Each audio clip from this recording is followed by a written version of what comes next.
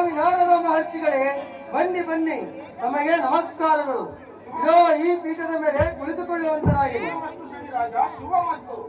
ಸ್ವಾಮಿ ನಾರದ ಮಹರ್ಷಿಗಳೇ, ತಾವು ಯಾವ ಕಡೆಯಿಂದ ಬಂದಿದ್ದೀರಿ ಮತ್ತು ಜಗತ್ತಿನ ವರ್ತಮಾನ ಏನೆಂದು ತಂದಿರುವಿರಿ ತಿಳಿಸಬೇಕು ದೇವ.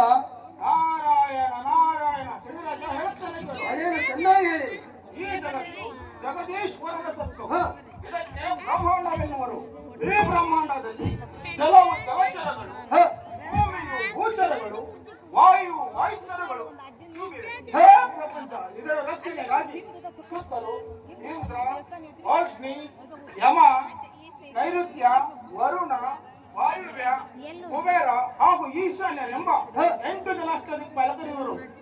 ಅಲ್ಲದೆ ಜನ್ಮರಾಶಿಯಾಗಿ ದ್ವಾದಶ ರಾಶಿಯವರೆಗೂ ಸಂಚಾರ ಮಾಡುತ್ತಾ ಶುಭ ಫಲವನ್ನು ಕೊಡತಕ್ಕಂಥ ರವಿ, ಚಂದ್ರ, ಮಂಗಳ, ಬುಧ, ಗುರು, ಶುಕ್ರ, ಶನಿ ಹಾಗೂ ರಾಹು ಕೇತುಗಳೆಂಬ ನವಗ್ರಹಗಳಾದ ನೀವಿರುವಿರಿ.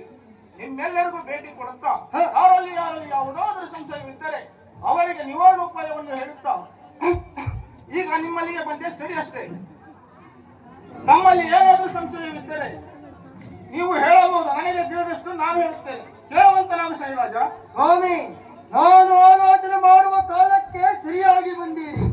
ತಾವು ಬಂದದ್ದು ಬಹಳ ಒಳ್ಳೆಯದಾಯಿತು ಮತ್ತು ಹೇಳ್ತೇನೆ ಕೇಳಿ. ಅದೇನು ಚೆನ್ನಾಗಿ ಹೇಳುವಂತಾಗಿ